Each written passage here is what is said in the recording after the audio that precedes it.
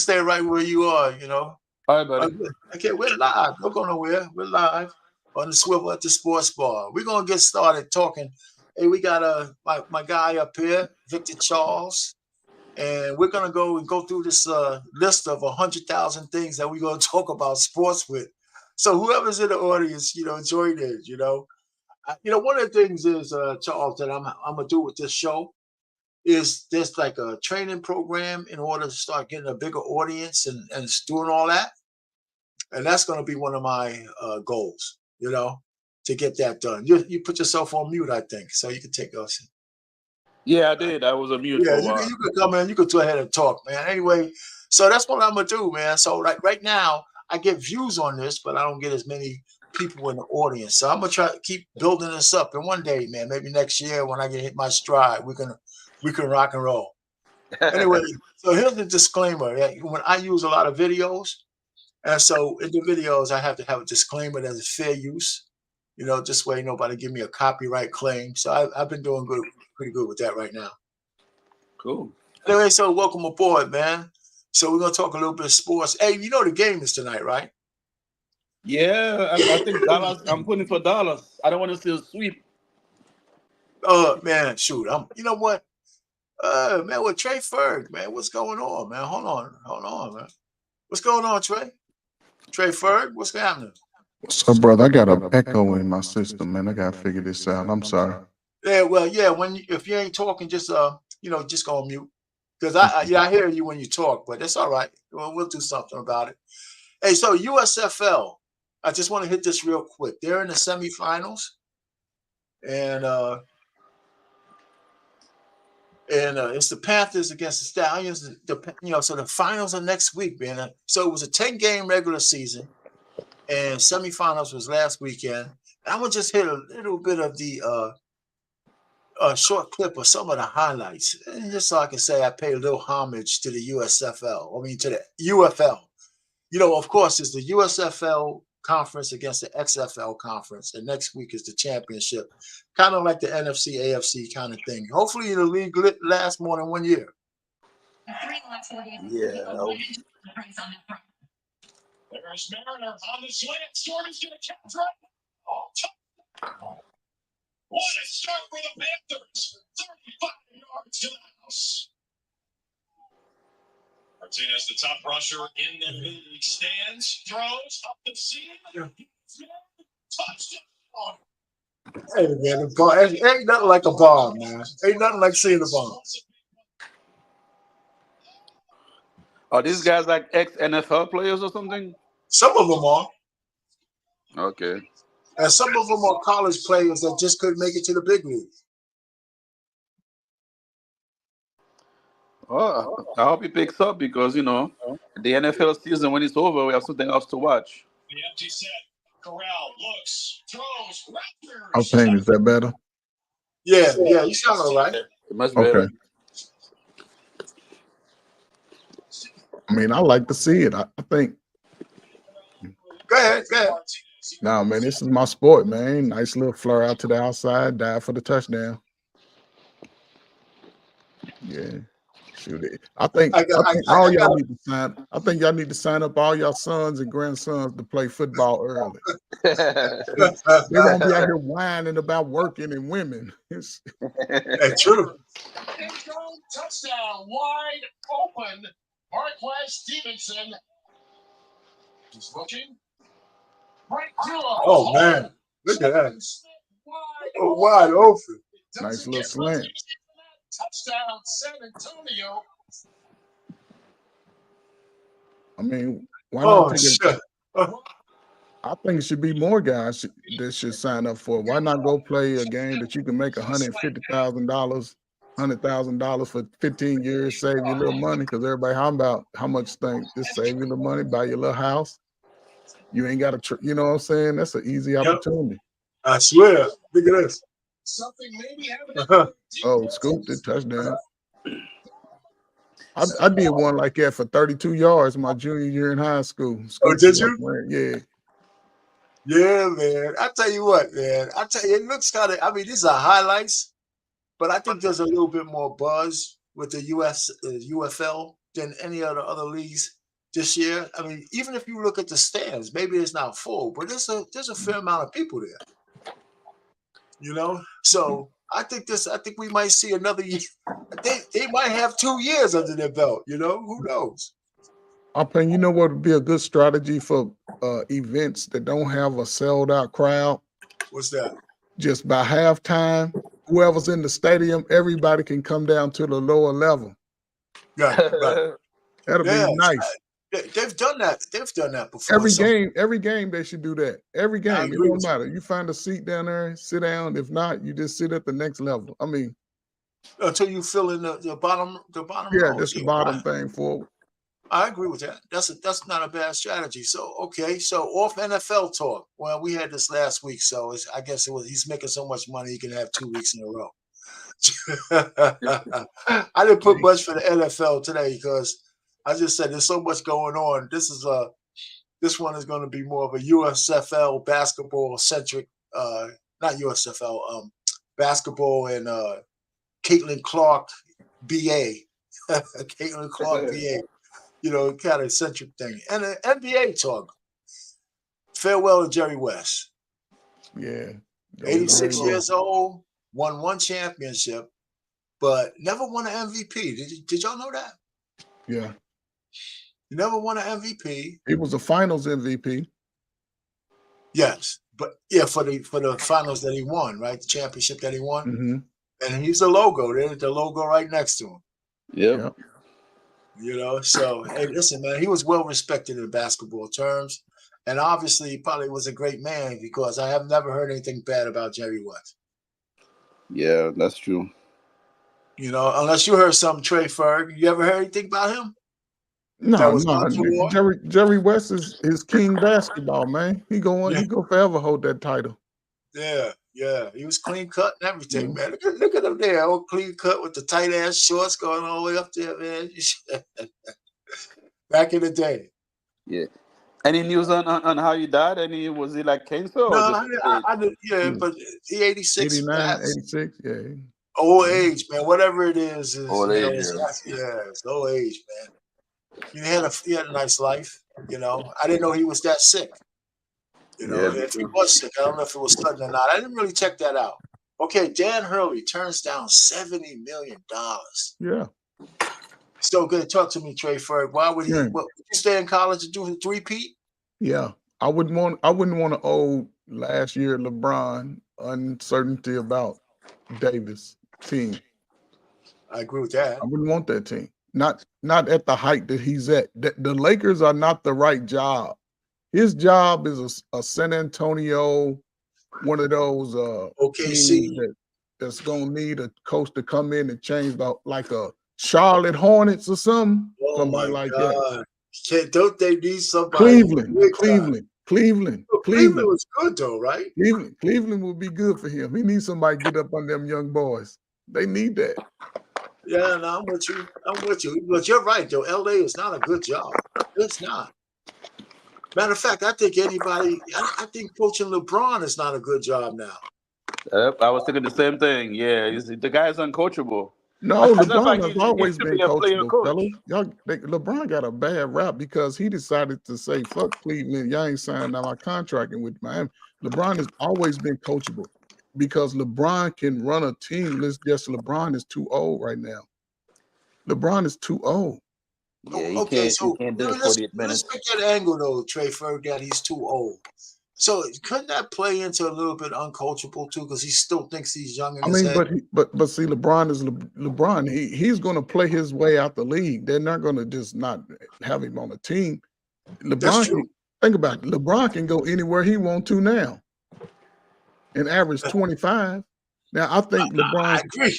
Well, I'm just saying though. So it ain't like they ain't gonna put him on the team. So what I'm saying is, LeBron is sort of a coach on the court, but LeBron is not. LeBron, he does too much. He has to do too much. If LeBron could be a two-man, the teams would be better because he makes players better. The pressure that he puts on, he makes them better. There's no doubt about that, man. I mean, you couldn't get no argument from anybody that LeBron. But you know what? You can see the thing that's missing now. Remember that that when LeBron wanted to, he could turn it on, man, and change a game. He could do it maybe once every 5 games. He's poor. He's 40. He's too Yeah, old. he's 40. And can you rely on, like you said, you can't rely on Anthony Davis and their role players.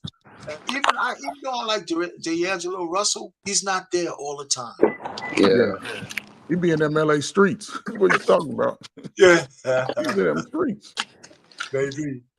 Anyway, so Hurley's going for a 3-piece, so I might have stayed for that anyway, man. So I think he want to try to see if he could do that. And they got to be paying him a pretty penny there. So, you know, once you start making over $40-50 million, you know. Yeah, everything else is just icing on the cake. You know what I'm saying? You know, you say, well, you know what? Okay, I mean, I can use an extra 20, but I think I'm doing all right. We ain't for food stamps like that. You know, so the Celtics are up 2-0. What do you guys say? What you guys say about this right now? Well, I think it might go 6. Celtics and 6, I think. So I'm hoping Dallas wins tonight. Okay. Yeah, I'm hoping, but yeah. You hope Dallas Celtics loses tonight or wins? No, I hope Dallas wins. Okay. They got to win. Yeah, because otherwise it's going to be a sweep. That's right. If they lose tonight, man, they might not have no juice left. Yeah. All right, so let's talk about tonight, Trey Ferg. What do you think? I think that let me tell you what I think real quick. If Dallas is not up by 12 or more in the fourth quarter, they're going to lose the game. Ooh, that's a bold prediction though, but it's doable. I can see that. I was thinking when you said 12, I was thinking they need to be up by at least 25 or 20 to 25. Okay, so yeah, like I you was said, getting good. 12 in the fourth, yeah, but Kyrie and 2 other players gonna have to step up. Yes. Kyrie and those big the inside guy, Langley, the guy that had a concussion, I believe his momentum is off a little bit. That's what hurts him. Everybody else seems to be too small for Boston. Across the board, Boston is a lot bigger and stronger. Because if you listen, this is real quick. If you listen to the last game, Jaylen Brown was mic'd up, right? Yeah. And he's totally locked in. He's totally locked in because he was talking to Jason and everybody. He was saying, listen, he said, man, it's tough. Breathe through it. He was like, breathe through it. He was calm. I'm like, oh, yeah, he's good. And I was thinking, if Dallas don't win today, it's 4 and over, baby. It's over. I agree. I mean, I agree with you wholeheartedly. I just think that, man, Porzingis, when he came out that first game, I think he shocked the hell out of Dallas.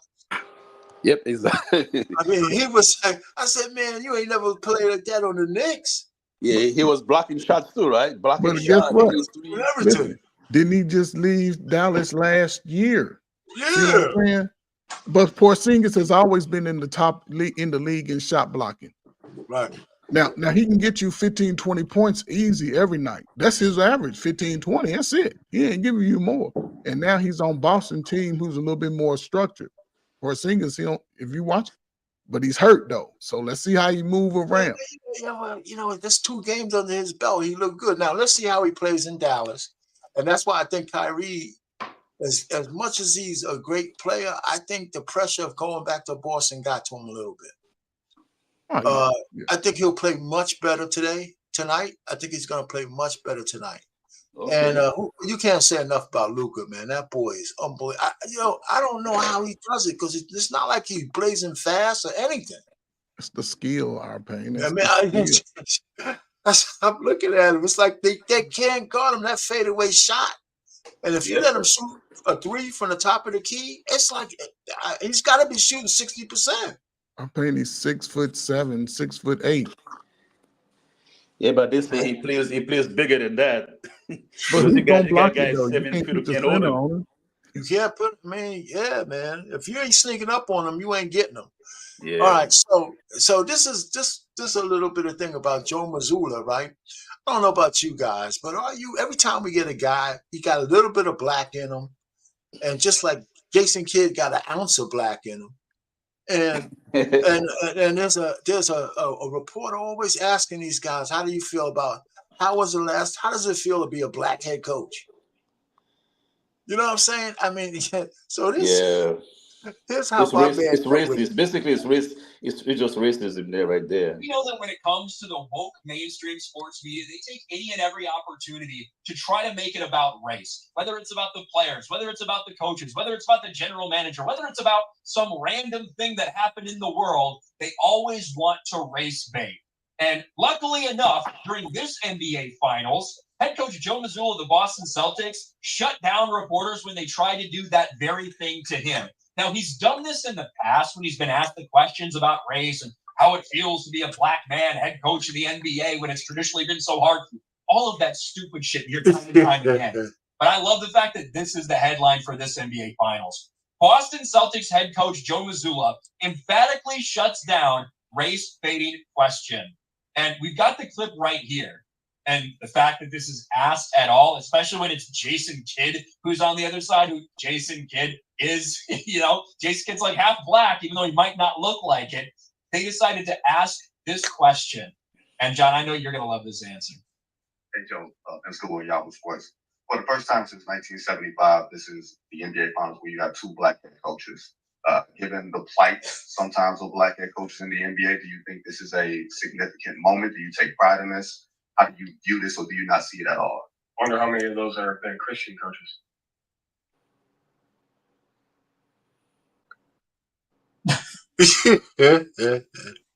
David Aldridge? Dead fucking shut him down. He shut him the fuck down. I love that. To be honest, he probably didn't even know. He probably didn't. That we got what we needed. I mean, you know what? I was happy he did that. Why they keep asking? Why can't we move past that? Any comments on why we can't? These guys got to keep bringing that shit up. But our pain. Listen, man. What's up? Well, yeah, tell me. Talk. Listen, man. Now, see, I don't know if y'all was paying attention to that question. Why would it take a brother, probably a young brother? Why would he ask that question? That was a black man that asked that question. Yes, of course. Yeah. So the fact that he would ask that on a stage like that shows the low level of competency that we working with out here in these streets. That could be a question that he could have just got him out to the side and asked him, because I'm sure he would answer that. And if he was like, shit, it feel motherfucking good out here. What you talking about? Yeah. I mean, but he did it there. That just, you see how the world just looked at him like, okay, don't nobody answer that. Next question. There's silence in there, man. Everybody said, "Ooh." It's just that. But so we need to get past all this shit, man. Listen, he's coaching. He's in the championship game. Jason Kidd has already won one. Jason Kidd won one as a player. Jason Kidd. What are you talking about? Don't he look more black than Jason Kidd? Oh yeah, that's what I'm saying. Jason Kidd got like an ounce of black in him, man. You know what I'm saying? If Jason, I was gonna say something bad, but it's not true. I was gonna say if Jason didn't beat on his wife, we wouldn't know he was black. That's cold, man. But that was one of his early days. Yeah, that would have been a low blow. That was low blow. Anyway, but WNBA. Speaking of Jason Kidd, he won one as a player too, right? He won as a coach. I know he won one as a player, but did he win one as a coach? I don't. No. He won it at Dallas in 2011. He played, man. That was a nice Dallas team, by the way. Yeah, that was nice. Right? Yeah, that was a nice Dallas. All right, so okay, guys, you gotta bear with me a little bit. We're gonna go down the Caitlin Clark bandwagon for a second, right? And I got a little bit of stuff because the whole WNBA has been taken over by the fact that they left her off the Olympic team, right? So, and it's just no shortage of people chiming in. And the fight between Monica McNutt and Stephen A. Smith was kind of legendary. And she calling them out.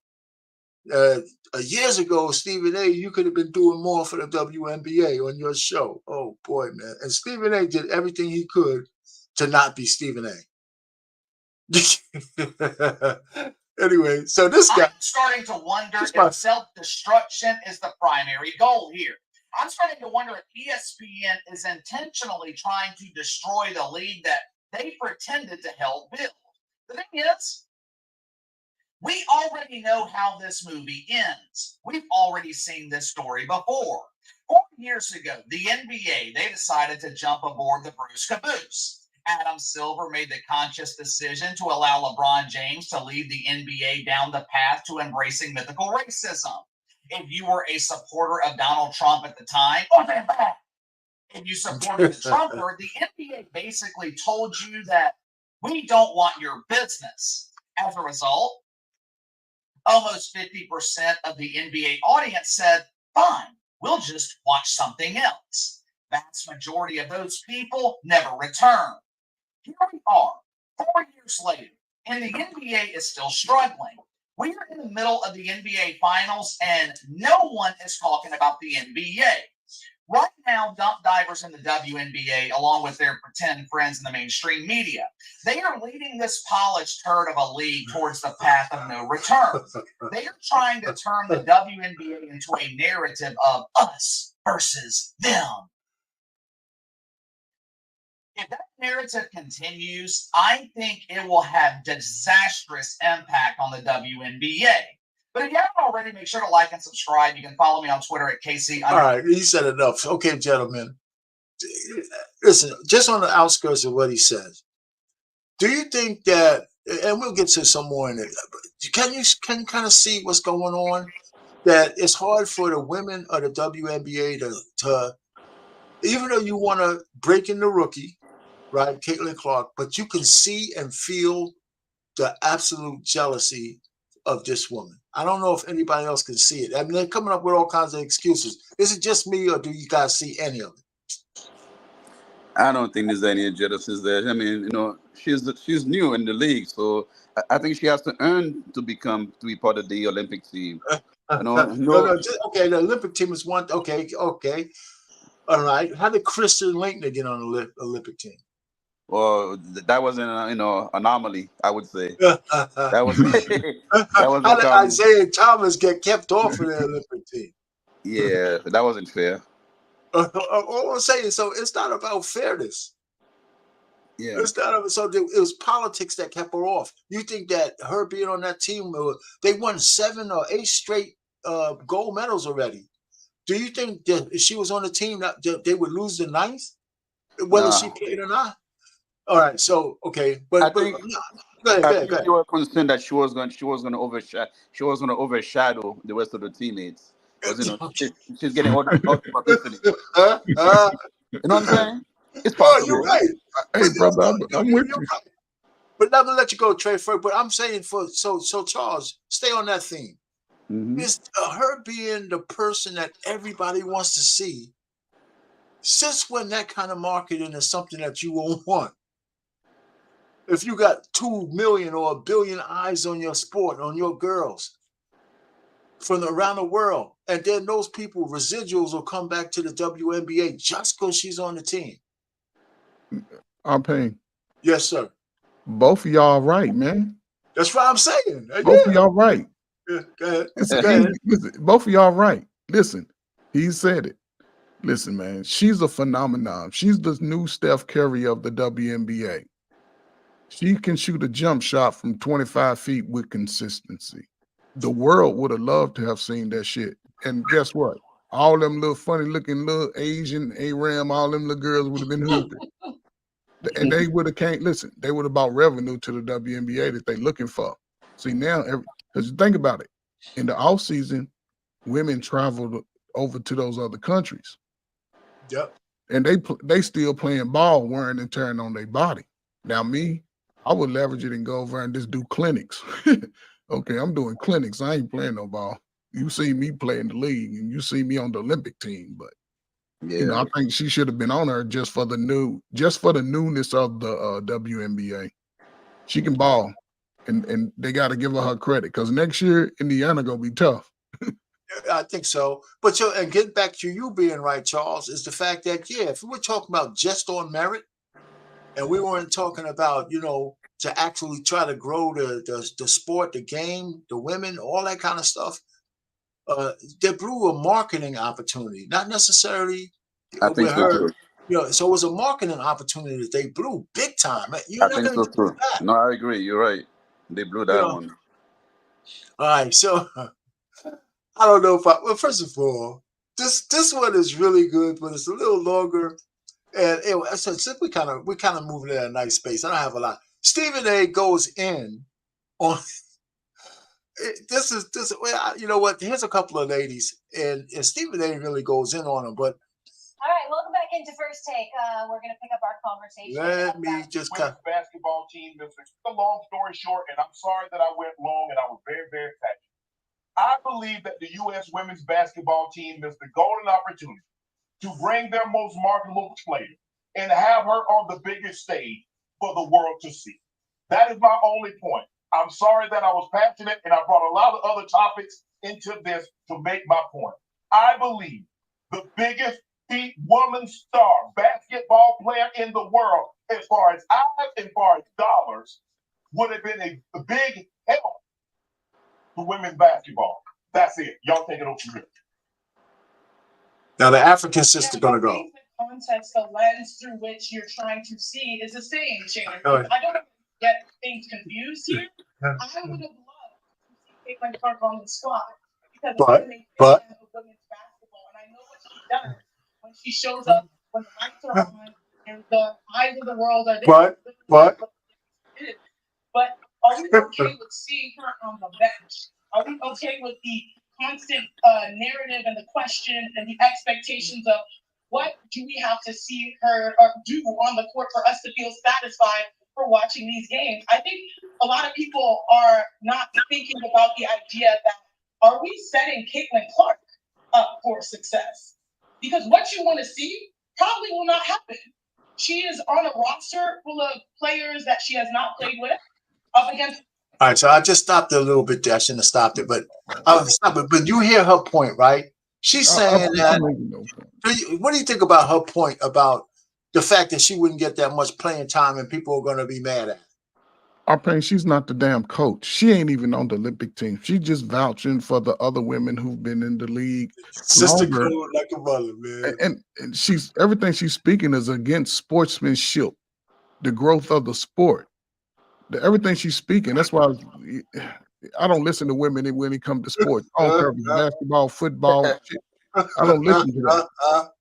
Well, I would just say definitely if she made the team, they would have to play her because otherwise, it would backfire. Exactly. When you say they would play her, but they wouldn't have to play her unreasonable amount of minutes, right? If she just hit 1 or 2 3-pointers in the first half or the second half, that would be what people wanted to see. Just give me a couple of those. And she would do that. She'd hit 3 to 5 of them every half. Yes. So I mean, you know what? But so I'm gonna go ahead. I'm gonna fast forward. Think about the narrative and the questions. Stephen A., can I ask a question? Is to get chemistry. Yeah, we're gonna get to the other honey. In college on the team, all these marketing. You could do that at a qualifying tournament. I understand that you all. I understand the market. She is a cutie pie too. Turn it up, Arpan. You can do that at the Pan American Games. You could do that at a qualifying tournament. There are other opportunities to build Caitlin's chemistry with all of these women. You know what the best opportunity to do that is? At the All-Star Game. The All-Star Game is fun. The All-Star Game is enjoyable. The All-Star Game is an opportunity for you to get to know each other. That's what the All-Star Game is for. This is the Olympics. Go look at pictures from Team USA when they played in Beijing. That arena was packed. They showed up to watch those women because those women are making history. And what I would challenge everyone to do that is now refusing to watch the Olympics apparently is maybe you should tune in to see what these other women are capable of and what Caitlin is going to be and what Caitlin will play with eventually. And why don't you look at some of these younger players, some of these first-time Olympians that are going to be the leaders on the next Olympic team when Caitlin is a part of that team potentially. Like, I understand what you all are saying, but it is so short-sighted. Caitlin has been playing basketball nonstop since November. A break could be appreciated, and the worst thing you would want is something to happen to Caitlin when she can't finish out the WNBA season. All I right. know you. All right. Okay. Enough. Steven All right. A looks stressed. Yeah, wait a minute. We got Stephen A coming up, man. You hear these two ladies talking, man. You say, wait a minute, man. What are you talking about? What are you talking about? Both of you guys capping hard. Okay, so Stephen A had enough, okay? I'm not going to mention his name, but I had somebody.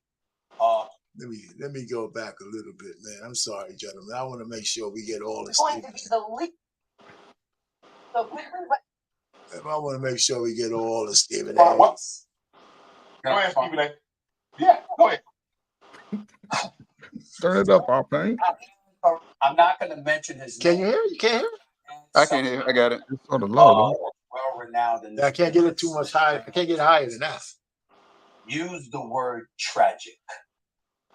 Andrea, he used the word tragic to describe what you're expressing. There is an absence in what you're saying of the big picture. You went on a soliloquy just minutes ago talking about how you're not willing to compromise your integrity. Nobody is talking about individuals compromising their integrity. We don't have to go there. I'm not compromising my integrity. Shanae isn't, you ain't, Shannon ain't, nobody. That's not what this subject is about. This is about history and what history has shown us and our willingness to open our eyes and pay attention to the reality, not to utopia, not to what we want something to be, but what it actually is. You lose me, Shanae loses me, and any human being is going to lose me when we're literally focusing on the content or the quality of a roster without bringing up the fact that one individual, a two-time champion, a national champion on the collegiate level, one of the greatest players to ever play in NBA history by the name of Isaiah Thomas, was left off the original Dream Team. Isaiah Thomas, you've got to be kidding me. It was a travesty what they did to him. They put John Stockton on the squad. I know he's a Hall of Famer. I know Isaiah introduced him. I know they're buddies. But that was highway robbery. Anybody with two eyes that watch the NBA knows that is one of the biggest crimes in the history of Olympic competition. There is no reason why Isaiah Thomas should not have been on that off of that team. Is not wanting him on there. Yeah. My point is this: it was still done. Why?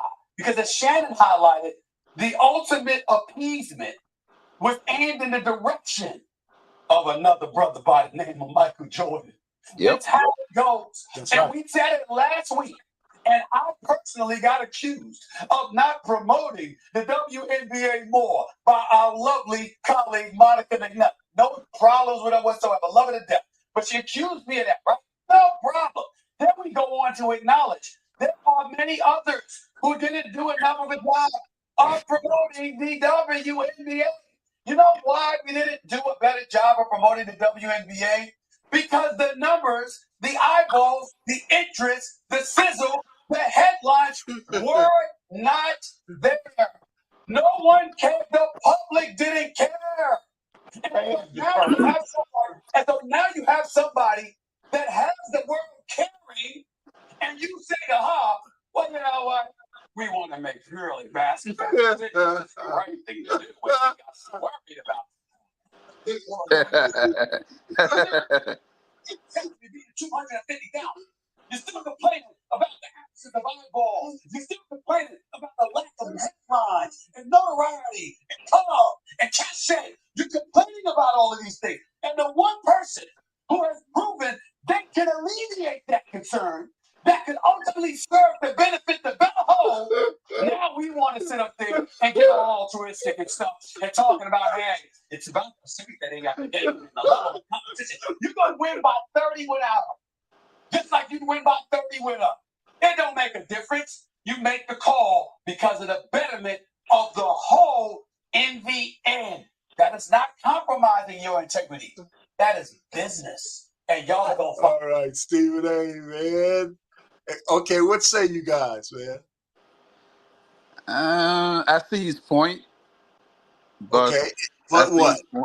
I see his point, but still, you know, I think there was a vote that was taken amongst the players, and they probably decided, you know what, we don't want her in the team because she hasn't earned that. She hasn't, earned to be on But the he just on a you know, silhouette. We tell it's you beyond why that's politics. yeah, okay, but it is politics though. It's jealousy, it's politics, it's everything else. There's no way she shouldn't be on that team. I don't care if she's on the bench, man. There's no way she should not be on that team. It might be good because the rest of the girls, she might not come back. Well, So if she made, might if find she her made okay, if she made the team, they would like, well, how come Andrew Ridley make the team? You know what I'm saying? So that No, could be no, an no, argument no. too. It's, no. brother Angel Reese. What Stephen Eggs can point to, and even me, man, I'm gonna own this 100%. Caitlin Clark, she's a generational player. Yeah. She's bringing notoriety to the WNBA, not just in America, to the world. And that's where the United States, and I can understand players because one, listen, they haven't had the WNBA All-Star game. So she hasn't played in one. She's gonna make the team. But then as far as Caitlin Clark, I would be surprised if she plays about 3 or 4 years, then drops out. She don't need WNBA. She Yeah, don't that's need true. that. And I That's think the WNBA and the Players Association did a disservice, and the WNBA is going to be just what it is. It ain't going to grow no further. As long as she's playing, the numbers are going to be high. When she retires, watch how it shifts. It's going to be. They did a bad service to themselves. And No, but listen, but is it too late for her to be on the team, or can she still No, go in oh, as a backup, as a reserve of some kind? no, she can But make the team. If somebody she's on get the hurt, reserve. they gonna put her on her. Watch it. She is on the reserve team. Okay, so that's She okay. is. So it's not over yet. And plus, a couple of those girls are hurt that they picked on the team too. So My anyway, old Jennifer Tarasi, her old ass on the damn team. She too old for that shit. well, Yeah, she been there too long. Yeah, and she's an outspoken critic. Okay, so here's the women who kept Caitlin Clark off. So is this a sister code, or is it just happenstance now? Because we know there's white women on the team, but the sister code has a whole lot of problems with Caitlin Clark. Not only because she's good, young, and but she's white and she's straight. Do you think Oh, that? well, there it is. Then that you said it. All them look like they turned upside down. Yeah, all that little committee right there. Yeah, okay. They we upside don't want to down. hit the sisters because we know the sisters going to just be barking in our ears, man. Man, come on, man. Yeah, man. All right. So what's next? I don't know. You don't agree that much, Charles, do you? Well, I see an argument on both sides, but if it was me, if I had to decide, I would put her on just because she will grow, she will give more visibility to the game and around the world, just in that aspect. But it doesn't mean that she would deserve it to be there as a player because, like I said, it's her first year. So you have other players that's been there for 4, 5, 6 years, want to be in the team. I think she shouldn't take this spot because they earned it. Yeah, I hear you. You know what I'm saying? All right. Yeah. So here's what the team looks like. It's a mixture. Tarazi down there, and I don't even know some of the names of the ladies. Just some. So I mean, this team, if she was in there or not, even if you could say every woman on this team deserves to be here over her, none of them are the one, and they're gonna win. They would have won whether she was on this team or not. Pain. I Yes, can tell sir. you like this: Brittany Griner, she don't deserve a chance. She shouldn't be on her. She shouldn't be on her. Yeah, I don't disagree with you. She shouldn't be on her. No, I agree. Absolutely. Yeah. Why is she being rewarded? If she left the game, if she's not playing, why is she in the Olympic team? No, remember she was took weed over in Russia. Right. To bring some weed back from Russia. Let me tell you, she's not really dominating the league, man. She's just over here collecting a check. I mean, I don't know what her stats are, but it ain't like I thought she wasn't playing anymore. I thought she was like she's still playing. Okay. She hasn't beat up her next girlfriend yet. She be beating them up, man. Shit.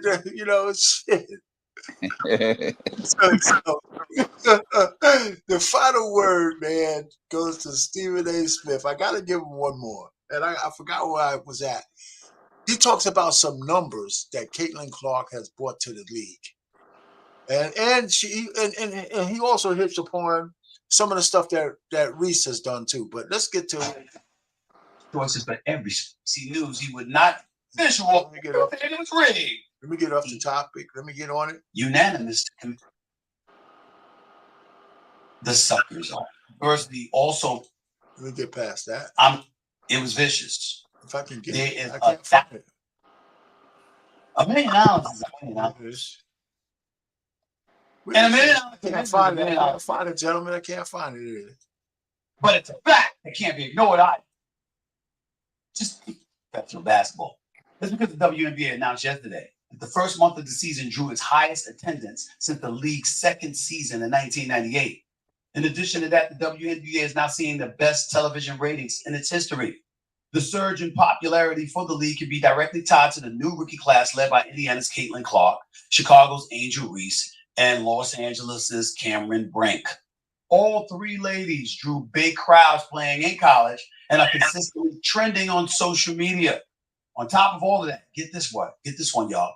WNBA merchandise sales rose 236% from the same period last year, with Clark, Reese, and Brink jerseys ranking in the top 5 for jersey sales during the first week of the season. Here's what I love about this. The fact that those three, Clark, Reese, and Brink, all have jerseys ranking in the top 5 speaks to what Angel Reese said, that Caitlin Clark ain't the only person being watched. So that is validation for Angel Reese, and we need to point that out. But we all know when we talk about ratings, we're talking about Caitlin Clark, right? You do know that, man. Because think about it this way. The operative word is median. MEDIAN. Keep this in mind, ladies and gentlemen. LeBron James is making $50 million. Okay? Somebody else on the Lakers is making 2. That's 26. That's 26. But there's a huge discrepancy. So if you attack it and you look at the Lakers payroll and it said 52 million, that's what you're thinking about, 52 million. You ain't thinking about one guy getting 50. But it's a fact that can't be ignored either. Reese and Brink are no joke. They got futures in this league. This popularity that's going to come with that. But the bottom line is, Caitlin Clark's the one. You know, the one with the $28 million endorsement deal? You know, the one that highly contributed to record ratings for the WNBA draft, 2.446 million to be exact? You know, the one that opened the season, and it was the largest opening season doubleheader ratings in WNBA history? You know, the one that goes to arena and there was 4,000 people there, but then she showed up with 17,000? Know that? This is why I made a big stink about her not being on Team USA. You want to sit up there and get it. I understand the merits. I've had Hall of Famers calling me, making the argument on the part of Andrea Carter, who was on the show with me Monday and was talking to me about, it's about merit. You got to show up there. She'll be there 4 years from now. I get that. But you know what? Come to me when you care as much about people being screwed. The biggest screw over in the history of Olympic competition is Isaiah Thomas. Is a toss-up between Isaiah Thomas being denied entry. Actually, I say that's number one. That's number one. When he wasn't placed on the original Dream Team and John Stockton was picked ahead of him, just because he wasn't liked, because everybody knew his basketball credentials warranted that. The other side to that, ladies and gentlemen, was Roy Jones Jr. being robbed in the Olympics of an Olympic gold medal. Remember that? Yep. That was it. Highway robberies. It's not the first time. It won't be the last. All right, Stephen A. hit it. So listen, man, he's right. And what say you guys? I mean, listen, there's no doubt that Angel Reese has her place, and so does Cameron Brink. People like those girls because they bring fashion, and they're straight, and they're not lesbians. And I think that matters. I mean, there's a whole lot of Americans who can't see themselves, just rooting for lesbians. Hold up, Alpine. Huh? Okay, go ahead. Okay, I'm just you're saying. right. I'm just saying the pure Christian American. I mean, they have problems with that. But that's part of that whole feminine diaspora. You know what I'm saying? That small circle of women, and I'll just say the WNBA. The whole WNBA is just plays into the BS. 70% of them. You know, and this is gonna ultimately hurt the WNBA. If they don't embrace this young lady, she's going to say, you know what? I'm a college graduate. I can make money in the business world because people like her personality. She's going to have a husband and 2 kids, and she's going to make millions of dollars outside of the WNBA. And the WNBA, unless they can get people to invest, and that means the people. What I mean by people is if they can't get fans into those seats. The XFL and the USFL have combined, they're gonna get faded out. Yeah, I agree. Yeah, but I still think she needs the WNBA to make her money, because if she quits too soon, after a couple of years, they be like, oh yeah, who's but her brand to be too strong. I'm trying to tell you, she's the best thing the WNBA had since the Comets won 3 championships in a row. Yeah, man. Yeah, you're underestimating the fact that what this impact this chick has, man. I mean, you underestimating. She's not going to go into obscurity anytime soon. So she'll make a lot of bank being in the WNBA and trying to force, fight the stupidity of the women trying to get her out of there. Maybe they'll calm down after this year's over when they get to realization their checks are all bigger. And they're flying charter flights instead of sitting in the back by the bathroom with the rest of us. Shit, man, stop. Anyway. But did you see even the Fever? They at the bottom of the division, and they still draw crowds. That says a lot. That says a lot. All right. So, what do you think about the Negro League stats going into the Major League Baseball? Where you get that? Where can you get a badge like that at our pain? I like that. Man, I had to do some research, man. I had to find it. Nice, man. That shit right there is real. That is pretty cool, ain't it? Yeah, I think so, yeah. Listen, I can take a picture of it and mail it to you guys. So, it'd be cool. I like that. That's nice. Yeah, that's cool. I mean, actually, that is nice because you can actually, once you get the picture, you can do anything with it. Yeah. Yeah, that's beautiful. Go ahead. Oh, I thought you was gonna say something. But listen, I'm glad they put the stats there. I haven't seen how they integrated them yet, and what kind of impact. That whole thing with the Babe Ruth and the Lou Gehrig and Josh Gibson and Satchel Paige and all that kind of stuff. He said, Willie Mays said, "Hey, once they put my stats in there I got a whole bunch more hits." You know what I'm saying? So yeah. Listen, if they really want to integrate them, just take about 5 bags over to each little surviving, spouse or something, and drop it off. Like, give me some money, man. Here's your reparations. We could trace that. All right, so hockey playoffs are going. I'm gonna just zip through this. Florida's up 2-0. I have not watched one game. I gotta say it, but I'm keeping track of it. So the Panthers are up over the Oilers. Hey, man, when I was in college, man, Edmonton Oilers were the hottest team for like 5 years in a row. Okay. I had some bad players on that team. I was up in Buffalo, so we saw a lot of hockey up there. Yeah. Alpine, so what you think about Wayne Gretzky? Man, he was the man. Wait, listen, Wade was the man, right? Wade was there. Then he had his second guy was great too. He came, it was that Mario Lemieux? No, he came Mario Lemieux.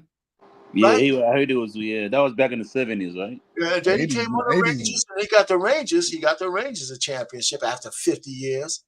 And I mean that Edmonton Oilers team back then in the late 70s, early 80s was just unbelievable. They were unstoppable. Mm-hmm. Yeah, there was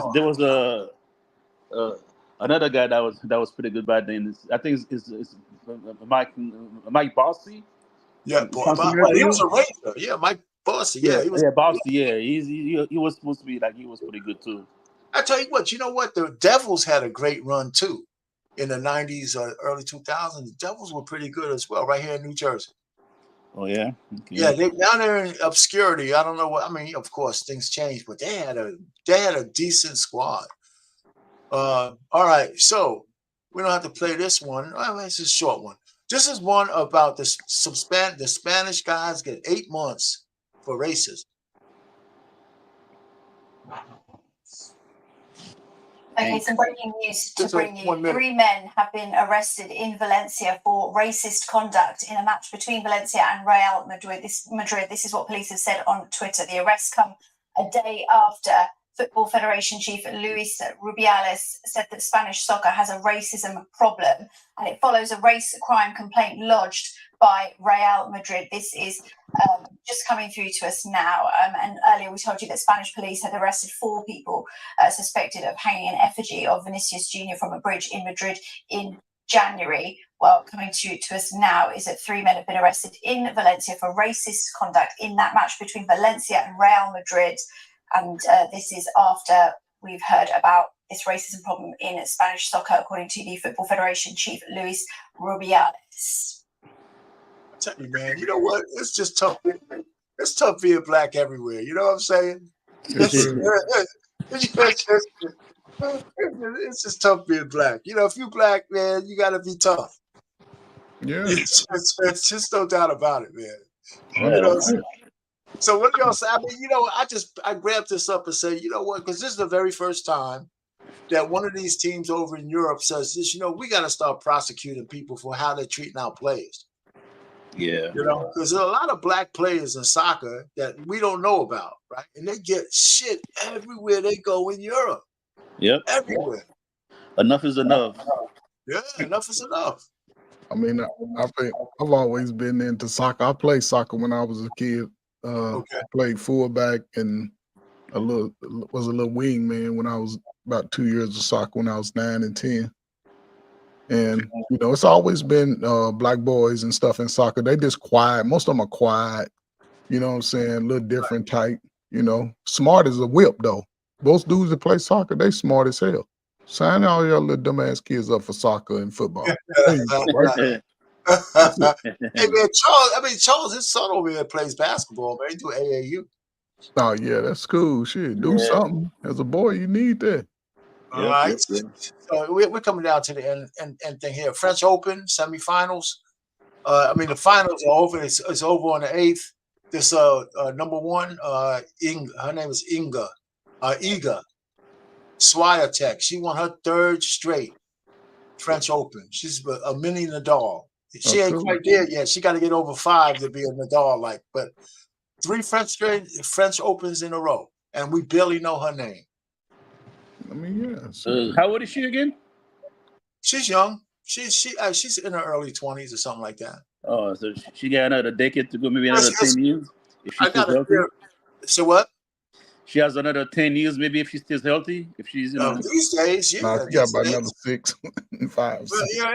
Well, these days they could, depend on how much shape they stay in. But the fact that we don't know who she is after 3 straight French Opens is because the Venus effect is there.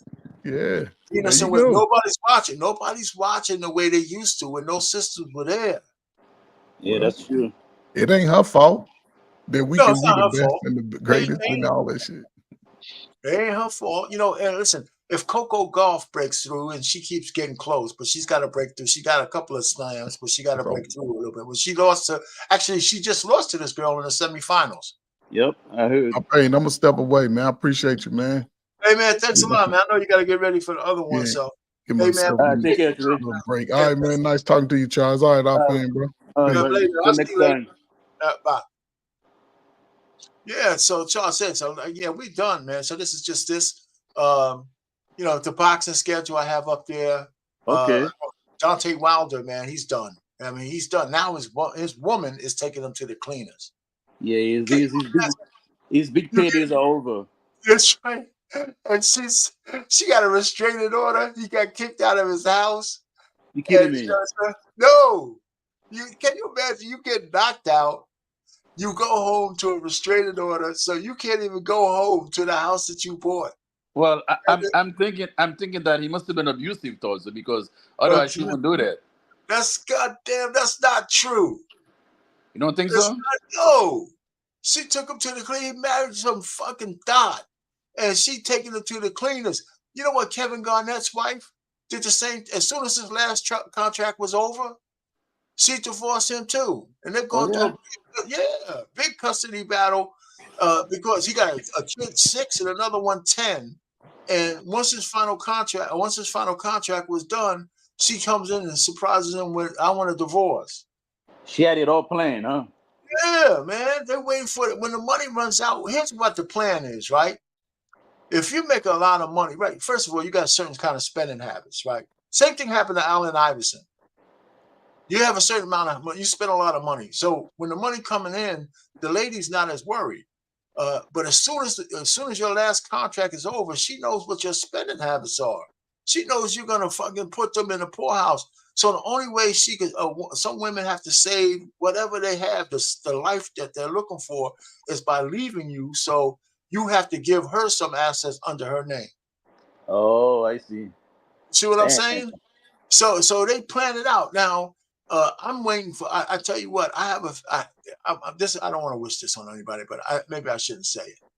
But I think Steph Curry's wife might do that to him too. Nah, I don't think so. Okay. As soon as she was the one at the red table talking about she wants male attention. You know, so and another girl had to stop her when she saw this man with his muscles out and shit, like they were doing somewhere, some kind of show on TV, and she was faking like she was going to pull off her wedding ring. I didn't know about that. Another lady had to say that. Another lady stopped her. She knows she was just playing, but another lady stopped her because she says, "Man, you're on TV. You don't even want to give the appearance that you're fooling around like that." Yeah.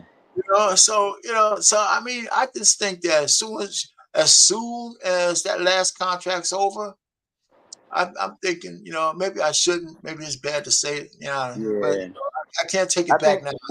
What happens also, like, a lot of NBA players, most of them cheat, so their wives know about it, don't say nothing until it's the right time.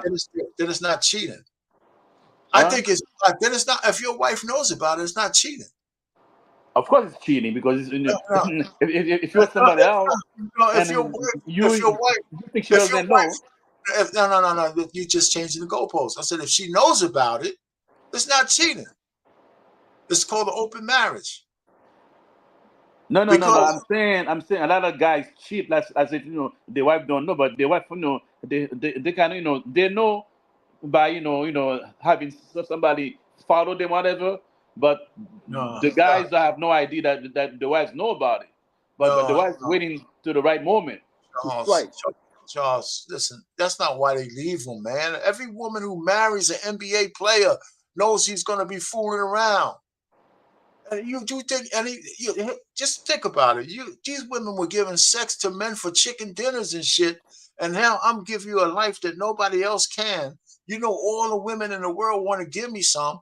I don't have to be a serial cheater, but if they have a feeling that their husband's on the road half the year, he ain't gonna stick his whip. They know this. They just got rules. They got rules. Don't come home with no diseases. Don't come home with no outside babies. Don't come, don't have the chick call my house. I don't want to hear none of this shit. Be discreet. And as long as you don't embarrass me, I'm cool. That's the deal. So I don't make that kind of deal. But you know what? I don't think Steph Curry's cheated. No, I'm not saying I'm just saying it wouldn't surprise me. Because they expose every day, man. They have so much things being thrown at them. Eventually, they're weakened, There's just no doubt about it. There's no doubt about it. But you know what? They don't know. They still have to make. They still could make a choice not to. But anyway, here's the schedule. There's some good fights coming up. If you, I know you don't want a lot of boxing, and even if it's not pay-per-view, but this guy David Benavidez, 4 from the top. Okay. That guy is awesome. That guy is he fights at 168. He's going up to 175 now, but he wants to fight. He's fighting at 175 in this fight, but he'll come down to fight Canelo. Canelo's scared of him, man. He's a middleweight, right? 178. Is that a light middleweight or middleweight? Or? No. Okay, Canelo is at 168, which is a junior, heavy. What's it called? A super middleweight. Super middle. Oh, okay. Super middleweight. You know what I'm saying? A light heavyweight right here is at 175. Okay. You know, and so it's a catchweight. So 160s a middleweight, 168 is between middleweight and light heavyweight, which is 175. I see. Yeah. You know, so you know, but this guy generally fights at 168, but he moved up to fight at 175 because nobody wants to fight him, and he wants Canelo. So Canelo wants $200 million guaranteed to fight him. That's that ain't gonna happen. No, but you know what? It might. You know why? Because the Saudi Arabians want to get involved in boxing. So $200 million is nothing to some of those dudes. I know, but as far as I understand, no player in the history of boxing has made $200 million in a fight. I'm telling you, these guys want to get into boxing. They'll pay that price to have the fight over in Saudi or where else it play or Saudi Arabia, right? Are you doing in Saudi Arabia? Rich? So I think I cut. Yeah, we're back. You back? You were cut off. Yeah, you were cut off there. I saw this thing cycle, man. Sometimes it's just the internet. I had a blackout earlier this morning, so. Okay. Anyway, I was gonna ask you. Do you know what the biggest purse was for heavyweight for a boxing fight ever? It had to be Floyd Mayweather, one of his fights. Yeah, but I think it was it under 100? I think at one point he might have cleared. I think for his first fight with what's his name? The Pacquiao. Yeah, Pacquiao, Filipino. Yeah. Yeah. So I think he might have with all the purses and stuff in, it might have eclipsed 100 million. Okay. Pay-per-view and everything else, but not 200 million. Nowhere near. No. Exactly. That's what I'm saying. 200 million. The guys actually. Anyway, like I said, it might happen, but I doubt it. No. Listen, man. You know about the Saudi Arabia? They got billions. No. Yeah. You know they're not going to be giving away $200 million. That fight will generate, even if they lost money, they're not going to lose $200 million. Yeah. No. It probably generate like a $500 million or something. Yeah, it'll generate a lot of money. Pay-per-view, because Canelo's been ducking this guy for years, and every time he fights, man, this guy's devastating. Holy shit! Oh. Yeah. Anyway, so man, that was it, man. I appreciate you coming up, man. Hold on, before you cut out, let me do something here. Let me listen. Hey, everybody, anybody else who caught the stream, we're going to replay this. If you have comments, put your comments in there, like, share, and subscribe for the future. Anyway, I'm going to end the stream, so it's just me and you. So